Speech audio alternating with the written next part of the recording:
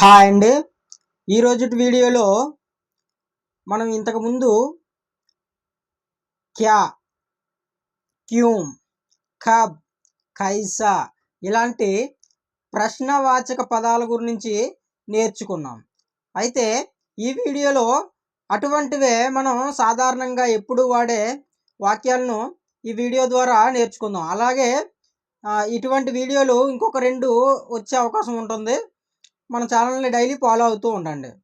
క్యా సమజ్తే హో అంటే తుమ్ క్యా సమజ్తే హో. తుమ్ అంటే నీవు, క్యా అంటే ఏమిటి, సమజ్నా అంటే అర్థం చేసుకోవడం, అంటే నువ్వేం అర్థం చేసుకున్నావు లేకపోతే నువ్వేమనుకుంటున్నావు ఇలా వస్తుంది అన్నమాట. తుమ్ క్యా సమజ్తే హో. ఇది అమర్యాదగా మాట్లాడేటప్పుడు తుమ్ అని వాడతాం. మరి ఆప్ క్యా సమజ్తే హో అంటే మీరేమనుకుంటున్నారు అని అర్థం వస్తుంది అనమాట. తుమ్ క్యా సమజ్తే అనడానికి అప్ క్యా సమజ్తే అనడానికి చాలా తేడా ఉంటుంది, చూడాలి. మనకన్నా చిన్నవాళ్ళతో మాట్లాడేటప్పుడు అమర్యాదగా మాట్లాడిన పర్లేదు, కానీ ఉన్నత స్థాయిలో ఉన్న వాళ్ళతో పెద్దవాళ్ళతో మాట్లాడేటప్పుడు అప్ అని వాడడం చాలా వరకు మంచిదనమాట. తర్వాత ఇస్కో ఉదర్ రకో. రకనా అంటే ఉంచడం, పెట్టడం. ఉదర్ లేదా వహా అన్న అక్కడ అనే అర్థం వస్తుంది. ఉదర్ అన్నా కూడా అక్కడ అని, వహ అన్నా కూడా అక్కడ అని అర్థం వస్తుంది. ఇస్కో అంటే దీన్ని, ఇస్కో వహా రకో అనొచ్చు, లేదా ఇస్కో ఉదర్ రకో అని కూడా అనొచ్చు. అంటే దీన్ని అక్కడ పెట్టు లేదా దీన్ని అక్కడ ఉంచు. Okay, next పౌరాన్ Ao.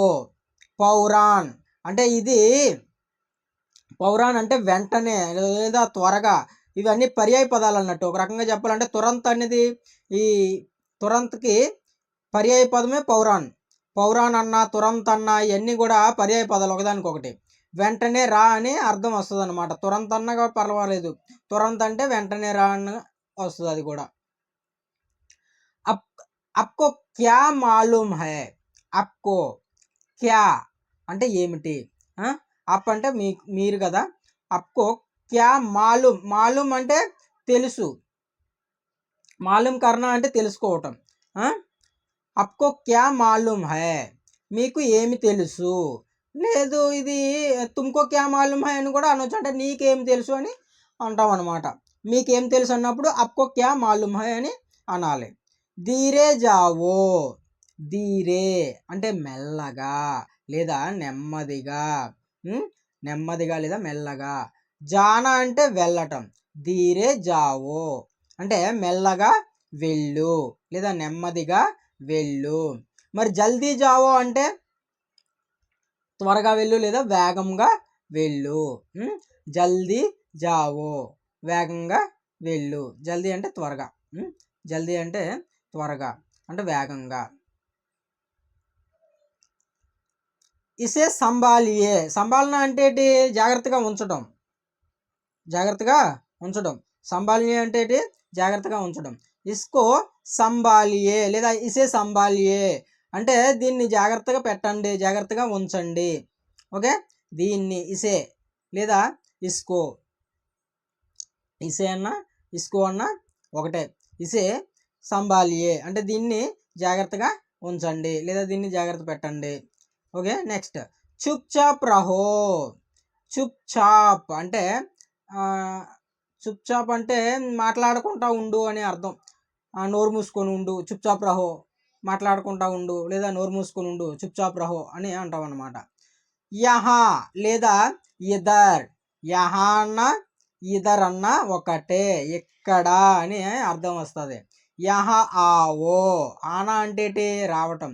యహా ఆవో అంటే ఇక్కడికి రా, లేదా ఇదర్ ఆవో అన్నా కూడా ఇక్కడికి రా లేదా ఇటు రా అనే అర్థం వస్తుంది అనమాట. యహా ఆవో అన్నా ఇదర్ ఆవో అన్నా కూడా ఇక్కడికి రా అనే అర్థం వస్తుంది. కామోస్. కామోస్ అంటే నిశ్శబ్దం. కామోస్ అంటే నిశ్శబ్దం.